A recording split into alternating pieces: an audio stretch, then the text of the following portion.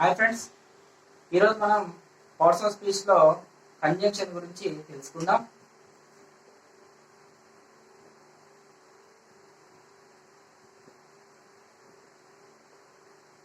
ఇక్కడ చూడండి, పేరులోనే జంక్షన్ ఉంది.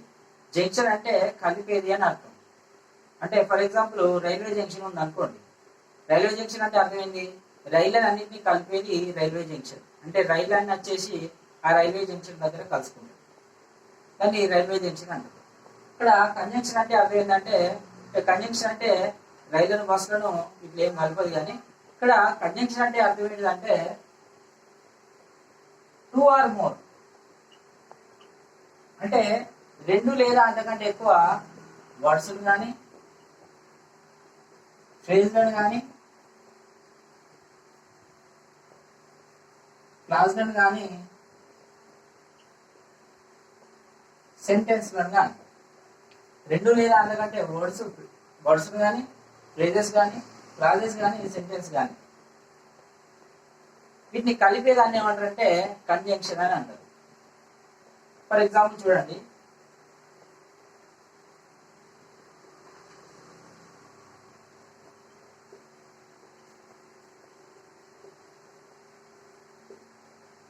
Ravi and Hari are friends.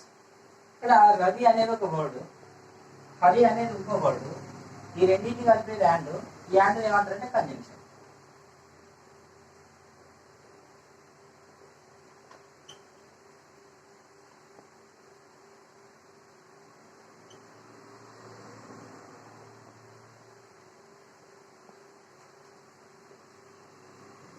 He is quite rich, ఇది ఒక sentence.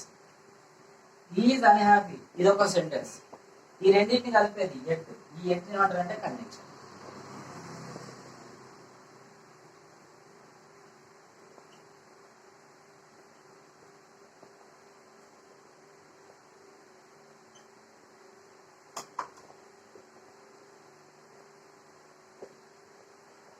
John says that he knows Mary's house. John says అనేది ఒక క్లాజు, నోస్ మేరీస్ హౌస్ అనేది ఒక క్లాజు. ఈ రెండింటిని కలిపేది దట్టు. ఈ దట్ ఏమంటారంటే కంజంక్షన్. ఈ రకంగా రెండు లేదా అంతకంటే ఎక్కువ వర్డ్స్లు కానీ సెంటెన్స్ కానీ క్లాజులు కానీ ఫ్రేజులు కానీ వాటిని కలిపేదాన్ని ఏమంటారంటే కంజంక్షన్ అని అంటారు. ఈ కంజంక్షన్స్నే ఇంకా లింకర్స్ అని కూడా అంటారు. అంటే లింక్ చేసేదని అర్థం. కంజంక్షన్స్కు మరొక పేరు లింకర్స్. లింకర్స్ అంటే లింక్ చేసేది, కలిపేది అని అర్థం. మళ్ళీ ఈ కంజంక్షన్ లో మనకు రెండు రకాలు ఉన్నాయి.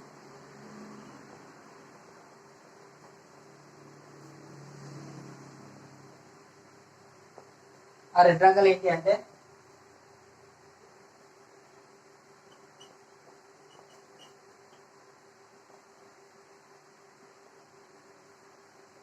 ఒకటి కోఆర్డినేటింగ్ కంజంక్షన్,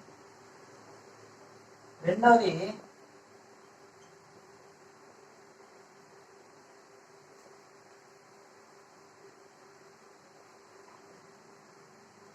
సబార్డినేటింగ్ కంజంక్షన్.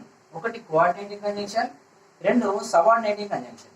ఇప్పుడు ఒక్కొక్క దాని గురించి చూద్దాం.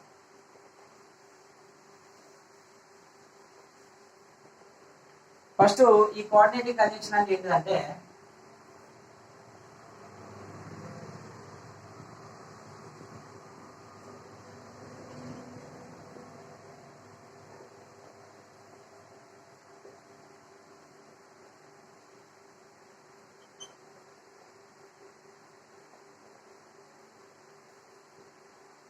he went to the market and his wife went to the cinema. ఇందులో he went to the market అనేది ఒక సెంటెన్స్ అనుకున్నాం. దీన్ని విడగొడితే his wife went to cinema అనేది ఇంకో సెంటెన్స్ అనుకున్నాం. he went to the market అంటే అతడు మార్కెట్కి వెళ్ళాడు. his wife went to cinema అంటే అతని భార్య సినిమాకి వెళ్ళింది. ఈ రెండు సెంటెన్స్ కనుక చూసినట్లయితే ఇవి ఇండిపెండెంట్ మీనింగ్ ఉన్న సెంటెన్సెస్. ఇండిపెండెంట్ మీనింగ్ అంటే దేనికదే సొంత మీనింగ్ అనేది ఉంది ఇక్కడ. అంటే మీనింగ్ కోసము ఇది వేరే దాని మీద ఆధారపడాల్సిన అవసరం లేదు. ఎందుకంటే ఇక్కడ క్లియర్గా కనబడుతుంది, అతడు మార్కెట్కి వెళ్ళాడు అంతే. ఇందులో his wife went to cinema అతని భార్య సినిమాకి వెళ్ళింది. ఇందులో ప్రతి దానికి కంప్లీట్ మీనింగ్ ఉంది. కంప్లీట్ మీనింగ్ ఉంది కాబట్టి వీటిని ఏమంటారంటే ఇండిపెండెంట్ సెంటెన్సెస్. ఇంకెట్లా చెప్పుకోవచ్చు అంటే ఇలాంటివి ఇంకా చాలా ఉంటాయి కాబట్టి ఇండిపెండెంట్ యూనిట్స్ అనుకోవచ్చు. ఇట్లా ఇండిపెండెంట్ యూనిట్స్ ను కలిపేటువంటి కంజంక్షన్ కోఆర్డినేటింగ్ కంజంక్షన్ అంటారు. ఇండిపెండెంట్ యూనిట్స్ అనొచ్చు, లేదా సిమిలర్ పార్ట్స్ అని కూడా అనొచ్చు. సిమిలర్ అంటే రెండు చూడడానికి ఒకే రకంగా ఉన్నాయి. వీటి యొక్క గ్రామాటికల్ స్ట్రక్చర్ రెండింటి ఒకే రకంగా ఉంటుంది. ఫర్ ఎగ్జాంపుల్ చూడండి, హీ అనేది సబ్జెక్ట్ అయితే వెంట్ వీటు, షీ వైఫ్ అనేది ఇక్కడ సబ్జెక్ట్ అయితే వెంట్ అనేది వీటు, సబ్జెక్ట్ ప్లస్ వీటు, ఇక్కడ కూడా సబ్జెక్ట్ ప్లస్ వీటు. అందుకే అంటున్నాం దీన్ని సిమిలర్ పార్ట్స్ అని ఎందుకు అంటున్నాం? గ్రామాటికల్ స్ట్రక్చర్ పరంగా చూస్తే both are equal ranked sentences. Grammatical గా చూస్తే రెండు సమానం. మళ్ళీ రెండు ఒక్కొక్క దాన్ని చూస్తే ఒక్కొక్క దానికి కంప్లీట్ మీనింగ్ ఉంది, దేనికదే మీనింగ్ ఉంది. వీటిని విడదీసి రాసినా కానీ కంప్లీట్ మీనింగ్ వస్తుంది. ఇలాంటి వాటిని ఇండిపెండెంట్ యూనిట్స్ అంటారు. వీటిని కలిపేదాన్ని కోఆర్డినేటింగ్ కంజంక్షన్ అని అంటారు. ఇంకొన్ని చూద్దాం.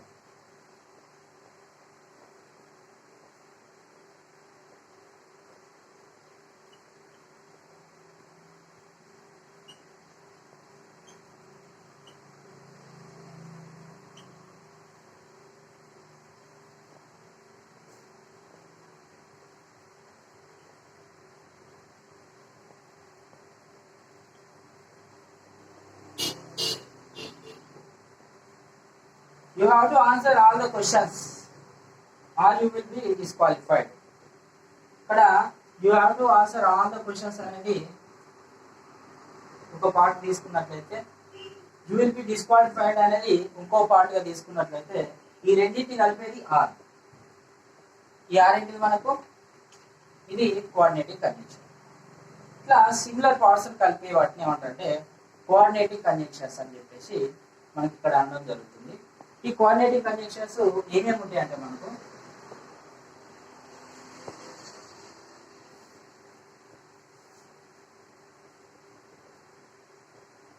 And, or, but, yet, is, so, not,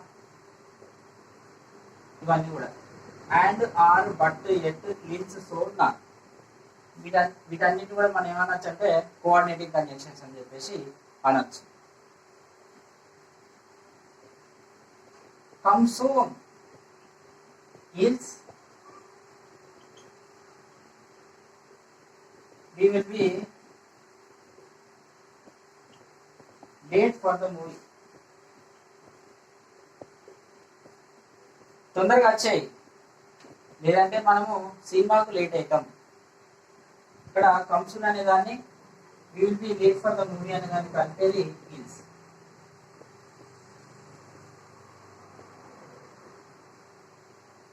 She is sick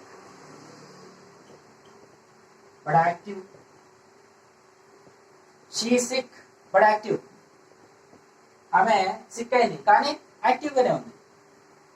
ఈ సిక్ ను ఈ యాక్టివ్ ను కలిపేది బట్. ఇట్లా వీటి యూసేజ్ అనేది ఉంది. సిక్ యాక్టివ్ రెండింటికి పెద్ద తేడా ఏమున్నది అంతే కదా.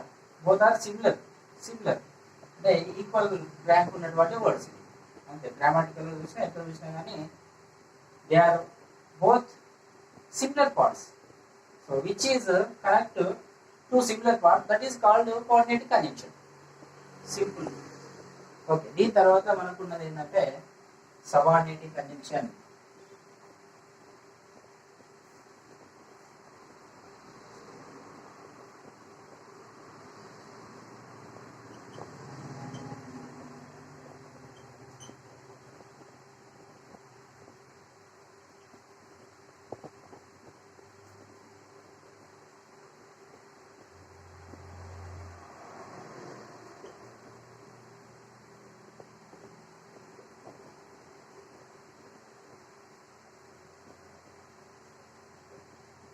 If it rains, the match will be cancelled. ఇందులో రెండు క్లాజులు ఉన్నాయి. ఇఫ్ ఇట్ రేన్స్ అనేది ఒకటి, మ్యాచ్ విల్ బి క్యాన్సల్డ్ అనేది ఇంకొకటి. ఫస్ట్ దాని మీనింగ్ చూద్దాం. ఇఫ్ ఇట్ రేన్స్, ఒకవేళ వాన పడితే, వాన పడితే అనే దగ్గరనే మనం ఆగినాం. వాన పడితే ఏమవుతుంది అని చెప్పేసి ఒకటే సెంటెన్స్ రాసినాం అనుకోండి. For example if it rains అనేది ఒకటే రాసినాం అనుకోండి, దానికి మనకు మీనింగ్ కంప్లీట్ మీనింగ్ వస్తుందా అంటే రాదు. ఎందుకంటే ఒకవేళ వాన పడితే మ్యాచ్ స్టాప్ అవుతుందా కంటిన్యూ అవుతుందా మనం ఏమైనా చెప్పినా ఇక్కడ ఏం చెప్పలేదు. అంటే ఇది కంప్లీట్ మీనింగ్ కలిగి లేదు. ఒకవేళ ఇది కంప్లీట్ మీనింగ్ దీనికి రావాలంటే ఏం చేయాలి, ఇది వేరే దాంతో ఇది కనెక్ట్ కావాలి.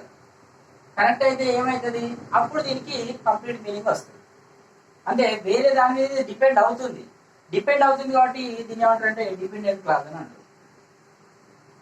ఇది the match will be cancelled అనే దానికి సబార్డినేటింగ్ ఉన్నది, సబార్డినేట్ చేస్తుంది కాబట్టి దీన్ని ఏమంటారంటే సబార్డినేట్ క్లాజ్ అని కూడా అంటారు. ఇట్లా వేరే క్లాస్ కు సబార్డినేట్ చేసేదాన్ని సబార్డినేట్ క్లాజ్ అంటారు. ఈ సబార్డినేట్ క్లాస్ ను ఇంట్రడ్యూస్ చేసే వర్డ్ ను ఇక్కడ సబార్డినేటింగ్ కంజంక్షన్ అంటారు. సబార్డినేటింగ్ క్లాజ్ ను ఇంట్రడ్యూస్ చేసేటువంటి కంజంక్షన్ ను సబార్డినేటింగ్ కంజంక్షన్ అని అంటారు. ఫర్ ఎగ్జాంపుల్ ఇంకోటి చూడండి.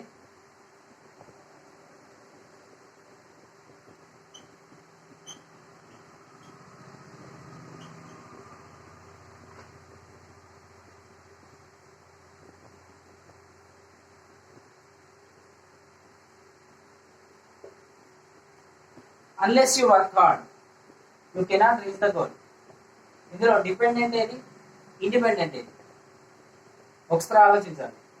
Unless you work hard you cannot reach the goal. రెండిట్లో డిపెండెంట్ ఏది, ఇండిపెండెంట్ ఏది? ఇండిపెండెంట్ అంటే దేని మీద ఆధారపడకుండా దానిపై సొంతగా మీనింగ్ కలిగి ఉండేది ఇండిపెండెంట్. డిపెండెంట్ అంటే మీనింగ్ కోసం వేరే దాని మీద ఆధారపడేది dependent. Unless you work hard, నువ్వు కష్టపడకపోతే దీనికి మీనింగ్ కంప్లీట్ ఉందా, లేదు. కాబట్టి ఇది డిపెండెంట్ క్లాస్. ఇది సబార్డినేట్ చేస్తుంది.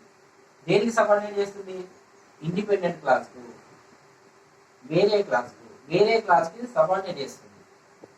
You cannot reach the goal అనేది ఇది ఇండిపెండెంట్ క్లాస్, దీన్ని సబార్డినేట్ చేస్తుంది. ఈ సబార్డినేట్ క్లాస్ ను ఈ అన్లెస్ ఇంట్రడ్యూస్ చేస్తుంది. అంటే ఇది స్టార్ట్, దీనికి స్టార్టింగ్ ఏముంది, ఇక్కడ అన్లెస్ అనేది ఉంది. ఈ సబార్డినేట్ క్లాస్ ను ఇది ఇంట్రడ్యూస్ చేస్తుంది కాబట్టి దీన్ని ఏమంటారంటే సబార్డినేటింగ్ కంజంక్షన్ అని చెప్పేసి అంటారు. Very simple. సబార్డినేట్ క్లాస్ ను ఇంట్రడ్యూస్ చేసేటువంటి కంజంక్షన్ ను సబార్డినేట్ కంజంక్షన్ అని అంటారు. డిపెండెంట్ క్లాస్ ను ఇండిపెండెంట్ క్లాస్ తో కలిపేదాన్ని సబార్డినేటింగ్ కంజంక్షన్ అంటారు. లేదా సబార్డినేటింగ్ క్లాస్ ను వేరే క్లాస్ తో లింక్ చేసేదాన్ని సబార్డినేటింగ్ కంజంక్షన్ అని చెప్పేసి ఇన్ని రకాలుగా దీనికి మీనింగ్ చెప్పుకోవచ్చు మనం. ఇవి ఏమేమి ఉంటాయి మరి సబార్డినేటింగ్ కంజంక్షన్స్ ఏమేమి ఉంటాయి అంటే that, since, because, if, as if,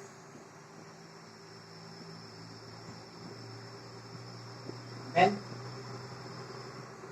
ఇలాంటి when.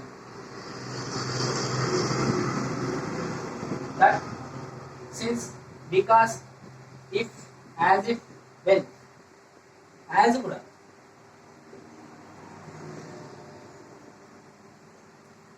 the,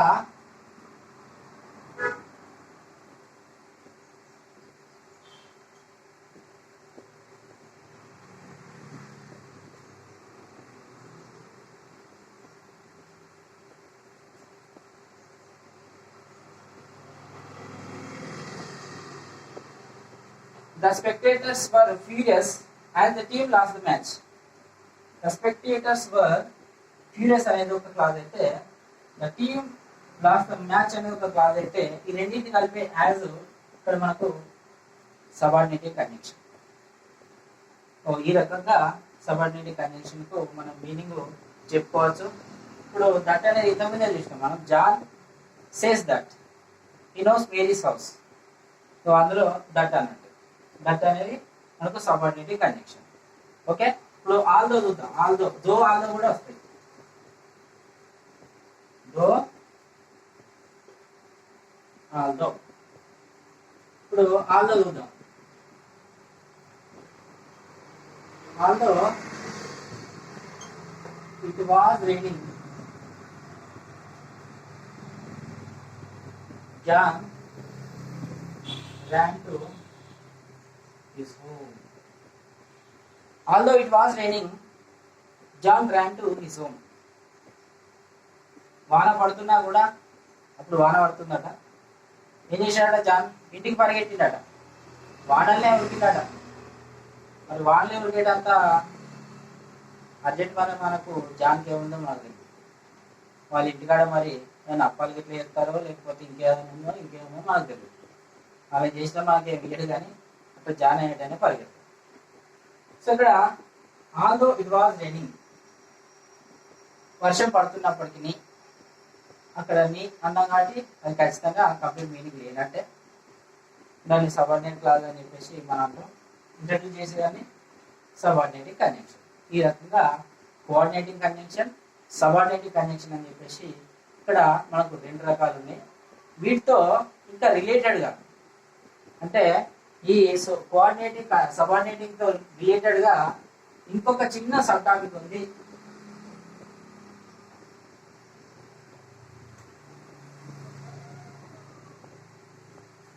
ఆ చిన్న సబ్ టాపిక్ ఏంటంటే కొరిలేటివ్.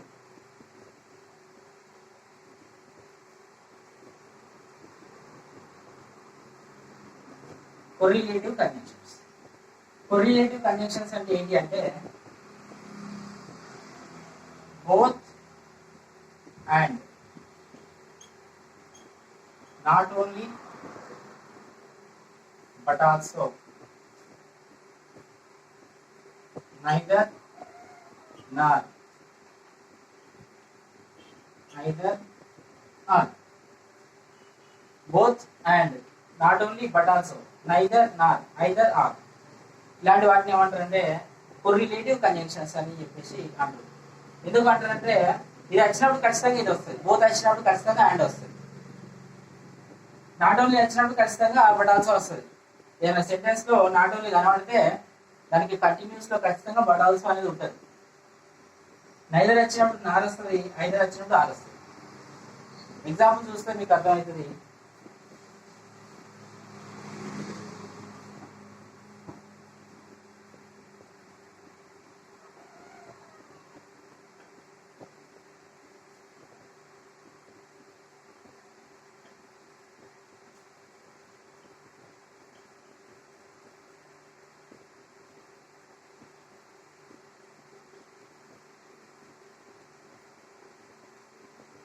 Both Srihan and Srihit are fond of playing golf.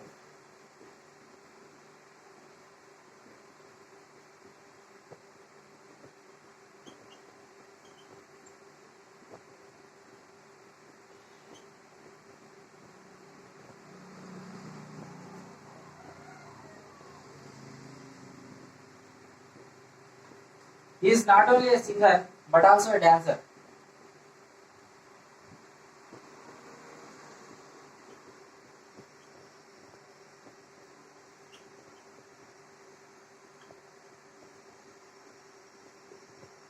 He drinks neither tea nor coffee.